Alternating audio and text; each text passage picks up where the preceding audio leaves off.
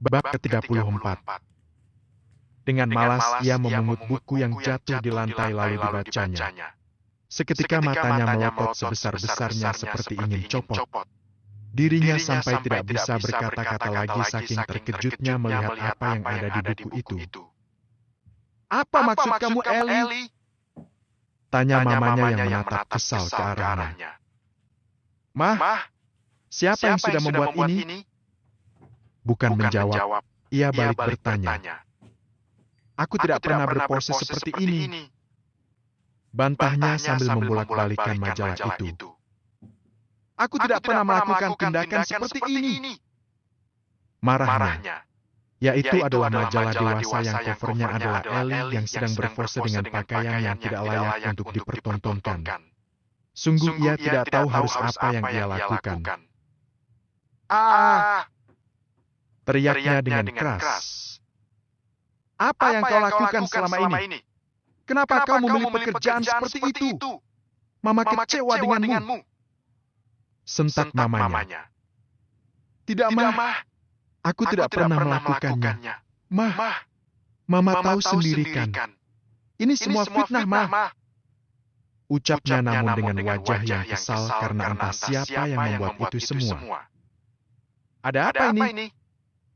Mendengar suara keributan di lantai atas membuatnya merasa terganggu. Akan dan ibu itu menoleh ke arahnya yang tidak lain adalah papanya. "Lihat anakmu, Pah," ucapnya sambil mengambil majalah itu dari tangannya dan memberikannya ke suaminya. Tidak jauh berbeda dengan reaksi Eli. Matanya membulat melihat apa yang di depan matanya.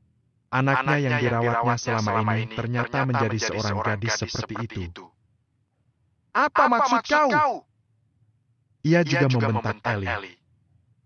"Apa semua yang kuberikan kurang sampai kau harus menjual diri di majalah ini?" Sambungnya.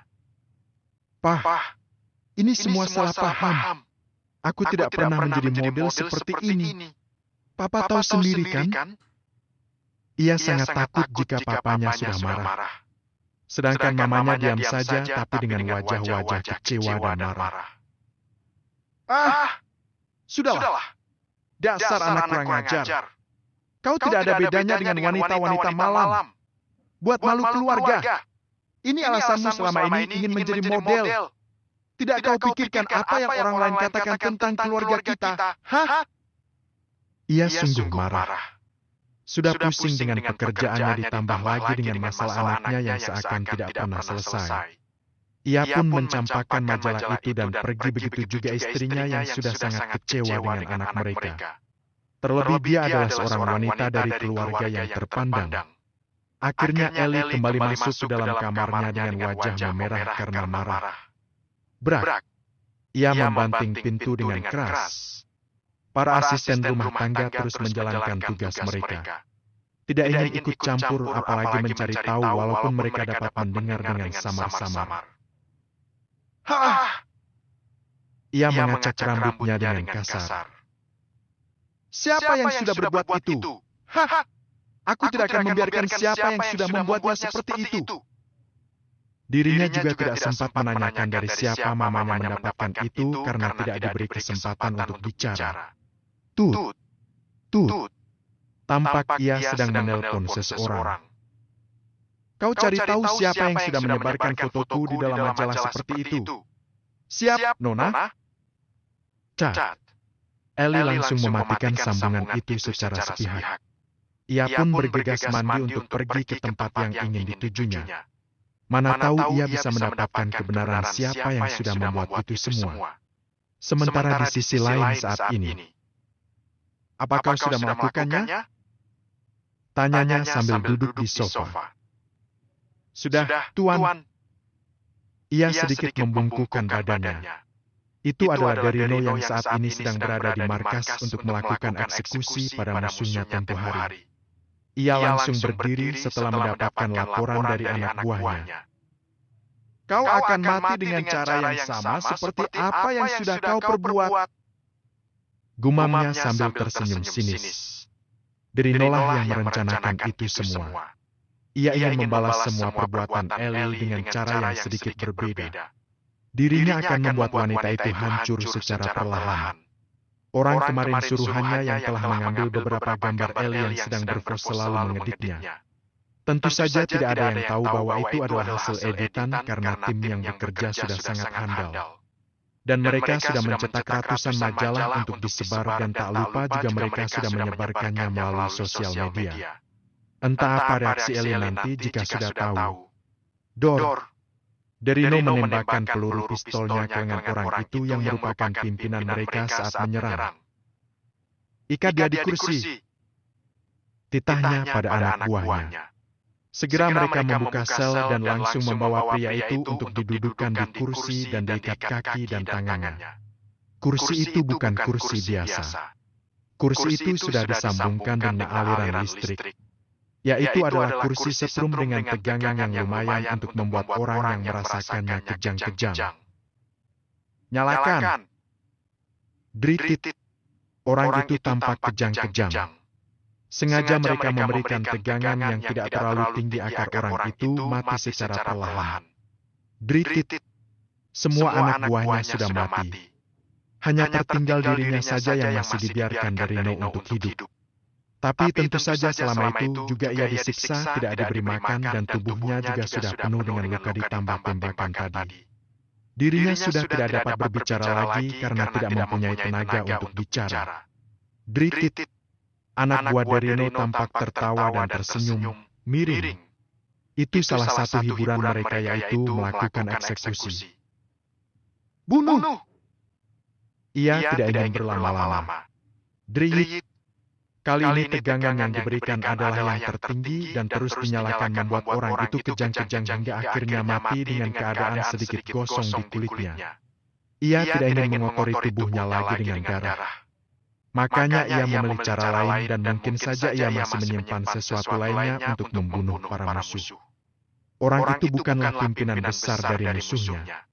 Ia hanya pimpinan pasukan saja sedangkan bos besar mereka saat ini berada di negara yang masih satu kawasan di Asia Tenggara, yaitu Myanmar. Derino langsung pergi meninggalkan mereka untuk kembali ke mansion. Wanita itu kini sedang dalam perjalanan menuju ke tempat lokasi pemotretannya. Sekitar setengah jam perjalanan akhirnya ia sudah sampai dan langsung melangkahkan kaki dengan cepat namun tidak pernah meninggalkan gaya sombongnya itu. Brak! Eli membuka pintu dengan kasar membuat orang-orang yang sedang melakukan pekerjaan mereka terkejut dan melihat ke arahnya. Siapa yang sudah menyebarkan itu, ha? Tanpa ada salam dan sebagainya ia mencecar langsung tidak peduli ada pimpinan mereka di sana. Jaga sikap Anda. Kau pikir siapa dirimu seenaknya saja membentak orang-orang di sini dan menuduhnya? Cercanya. Ia juga tidak habis sangat terkejut melihat majalah yang sudah tersebar itu dan mendapati Eli yang berpose sangat tidak layak. Apalagi di negara ini. Kalian ingin menjatuhkanku, kan? Bukan menanggapinya, Eli malah semakin menuduh. Apa Anda menuduh? Kami? Tanya salah seorang di antara mereka. Eli melipatkan kedua tangannya di dada. Kalau bukan kalian, siapa lagi? Kalian iri kan melihatku menjadi orang terkenal. Sombongnya. Enak saja kau. Tidak ada gunanya kami melakukan itu. Yang ada uang kami habis hanya untuk menerbitkannya. Celetuk yang lainnya. Mereka beradu mulut satu sama lain. Sampai salah satu dari mereka. OMG, lihat ini guys. Ia menunjukkan ke teman-temannya. Mereka semua membuka mulut tak percaya.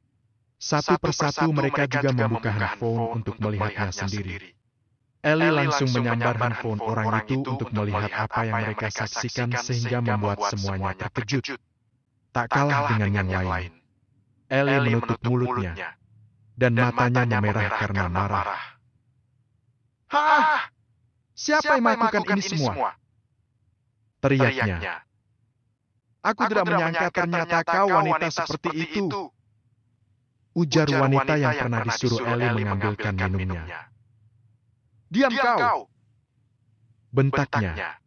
Belum lagi masalah satu selesai. Kini di sosial media sudah tersebar tentang dirinya yang berpose setengah ke Lani Negrem itu. Pimpinan mereka juga melihatnya melalui handphonenya sendiri. Setelah mempertimbangkan dan membicarakan kepada rekan-rekannya yang lain, ia akhirnya memutuskan, "Ellie, aku harus memecatmu sekarang juga," ujarnya dengan serius. Tidak mungkin juga dirinya melanjutkan kontrak dengan wanita yang sudah jelek di mata orang-orang dan reputasinya sudah hancur. Bisa-bisa ia akan rugi dan tidak akan laku lagi di pasaran. "Tidak bisa! Ini bukan salahku!" Sentaknya tidak terima, menggelengkan kepalanya. "Aku tidak bisa melanjutkan kontrak denganmu lagi. Reputasimu sudah hancur dan semua orang sudah menganggapmu buruk," titahnya. Kepalanya semakin panas. "Sika, awas kalian semua.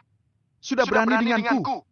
Tunggu pembalasanku," teriaknya dan langsung pergi meninggalkan ruangan itu dengan kaki dihentakkan. Brak. Di tempat lain, seorang pria sedang melajukan mobilnya ke suatu tempat. Ia hanya sendiri di dalam mobil itu. Cit! Tiba-tiba saja ada mobil yang menghadang jalannya. Saat ini ia melewati jalan yang biasa dilewatinya yang memang jalan sepi. Beberapa orang keluar dari mobil jeep berwarna hitam dan langsung mengetuk jendela mobilnya. "Keluar kau!" ucapnya dengan keras dari luar mobil. Pria itu membuka pintu mobilnya dan keluar. Biuk! Biuk! Biuk! Tanpa babi mereka langsung menghajarnya hingga pingsan. "Bawa dia sekarang!" perintahnya pada yang lain. Tidak lupa mereka juga membawa mobilnya. Entah apa yang akan mereka perbuat sehingga mobilnya juga diikut sertakan. Biasanya tidak pernah. Sementara Derino sudah berada di mansion sejak tadi. "Sayang, kamu capek?" tanyanya dengan lembut sambil mengurut pelan kaki istrinya. Seperti ada udang di balik bakwan nih. "Sedikit, kakiku sedikit pegal," jawabnya sambil menatap wajah suaminya. Derino tersenyum. "Apakah bagian sini?" Tangannya yang jahil itu menyentuh area paha bagian dalam Cali. Segera Cali menahan tangan mesum itu. "Iya, jangan macam-macam. Aku lelah, sayang," ucapnya Cali selembut mungkin. Siapa sih yang nggak pengen dapetin omset sampai 9 juta per bulan cuma dari rumah? Buat yang mau tahu caranya, tonton video ini sampai habis ya. Kalian cukup join jadi reseller cemilan ini. Nggak perlu ribet transfer karena bisa bayar di rumah. Cukup Justru Derino semakin mendekatkan wajahnya ke bagian intim istrinya. Kering. Kering. Mendengar suara teleponnya berbunyi, Cali segera memanfaatkan kesempatan itu. "Sayang, itu handphone kamu bunyi," ujar Cali sambil berusaha menahan kepalanya. "Biarkan saja, sayang." Ia mendongakkan kepalanya dengan wajah sedikit dibuatnya cemberut. Kering. Kering. Namun dering telepon itu tak kunjung berhenti. "Angkat. Nanti takutnya itu penting," sahut Cali lagi. Akhirnya Derino menurut. Ada sedikit kesal kenapa saat-saat seperti itu harus ada pengganggu. Cali hanya terkekeh melihat ekspresinya. Ia segera bangkit dan melihat siapa yang sudah menelponnya. Saat tahu siapa yang menelponnya, ia segera menjauhkan diri keluar kamar agar tidak didengar oleh Cali. "Bentar, sayang." Wajahnya seketika berubah menjadi serius. "Lapor, Tuan. Orang itu sudah kami tangkap," ucapnya. "Oke," jawabnya singkat. Jawaban macam apa itu? Terlalu singkat. Cat. Dan ia langsung mematikannya lalu kembali masuk ke kamar. "Siapa, sayang?" tanya Cali penasaran. "Tidak, hanya urusan tanda tangan saja, sayang," jawab Derino santai agar tidak menimbulkan kecurigaan. "Tapi kok sampai keluar kamar?" Ternyata pertanyaannya belum selesai. "Ya, gak ada sayang. Aku pikir tadi masalah penting, makanya aku keluar." Ia berharap Cali tidak melanjutkannya lagi. "Kalau aku tahu kenapa?" Derino bingung sudah. Sayang, ada suatu hal yang memang aku tidak bisa memberitahukan kepada siapapun itu terkait masalah kantor. Kamu paham kan maksud aku? Jelas Derino dengan lembut. Ia sudah berusaha semaksimalnya untuk menjawab walaupun rada nyeleneh. Charlie manggut-manggut saja. Ayo kita lanjutkan, sayang. Tanpa aba-aba Derino langsung mengukung Charlie di bawah tubuhnya. Akhirnya mereka kembali melakukan percintaan. Keesokan harinya, wanita yang sudah kehilangan pekerjaan itu sedang malas melakukan aktivitasnya hari ini. Lagi pula biasanya ia akan melakukan pemotretan. Tapi karena sudah dipecat maka dia masih belum ada pekerjaan. Tok, tok, tok. Ellie, panggil mamanya. Jangan tanya mama dan papanya. Semalaman suntuk mereka habis memarahi Ellie. Akibat dari berita di sosmed itu reputasi keluarga mereka jelek. Terlepas dari itu berita asli atau hanya hoax saja. Ceklek. Ada yang mencarimu di bawah. Kau temui dia sekarang juga. Selesai menyampaikan itu sang mamalang pergi karena masih merasa kesal dengan anaknya itu. Hah? Siapa yang mencariku? Gumamnya. Ellie segera mencuci muka dan sedikit merapikan diri agar tidak terlalu ketara baru saja bangun tidur. Ia pun menuruni anak tangga dan menuju ruang tamu. Ia melihat seseorang tapi tidak dikenalnya. Wanita itu berpakaian rapi dengan rambut disanggul dan menggunakan rok selutut setra ditutupi dengan jas. Melihat kedatangan Ellie, ia langsung berdiri dan mengulurkan tangan untuk bersalaman. "Kamu Ellie, kan?" Tanyanya sambil tersenyum. Ellie mengangguk. "Kamu siapa?" Tanyanya heran karena tidak pernah kenal dengannya. "Perkenalkan saya Mona. Saya adalah salah satu pimpinan dari perusahaan yang bergerak di bidang pemasaran produk ke luar negeri." Ia menjelaskan tentang dirinya. Ellie mendengarkan dengan baik. Terkait berita itu saya yakin Anda bukan orang yang seperti itu." Ellie tersenyum, ternyata ada yang mempercayai bahwa itu tidak benar. "Iya, Anda benar Nona. Saya difitnah," sambungnya. "Jadi, apa maksud Nona datang ke rumah saya?" Tanya Ellie. Ia tampak mengeluarkan amplop yang berisi kertas persetujuan di dalamnya. "Saya ingin mengajak Nona Ellie untuk bergabung dengan perusahaan kami. Lebih detailnya Nona bisa baca di surat ini." Ia mengambilnya dan membacanya dengan serius. Ia membaca sampai bawah dan matanya langsung berbinar melihat nominal bayaran yang akan didapatkannya menjadi model iklan. "Saya mau, Nona," ucapnya dengan cepat. "Kalau begitu silakan ditandatangani." Dengan cepat Ellie langsung mengambil pena dan menandatanganinya. Wanita itu kembali memasukkan kertasnya ke dalam map. "Baiklah, beberapa hari lagi kita akan berangkat menuju ke Medan," ucapnya. "Medan? Kenapa tidak kantor yang berada di sini saja, Nona?" Ellie mengerutkan alisnya. "Iya, Medan. Karena kantor kami berada di Medan. Sedangkan yang berada di kota ini hanya cabangnya saja. Jadi Nona Ellie langsung bekerja di kantor pusatnya yang di Medan." Ia menjelaskan detailnya. "Baik, Nona," jawabnya semangat. "Masalah transportasi kami akan menanggung semuanya. Nona hanya perlu mempersiapkan diri sebaik mungkin." Charlie mengangguk, paham. "Kalau begitu saya pamit. Selamat pagi." Pamitnya. Wanita itu pergi meninggalkan rumah itu dan saat berada di dalam mobilnya ia menampilkan senyuman smirknya.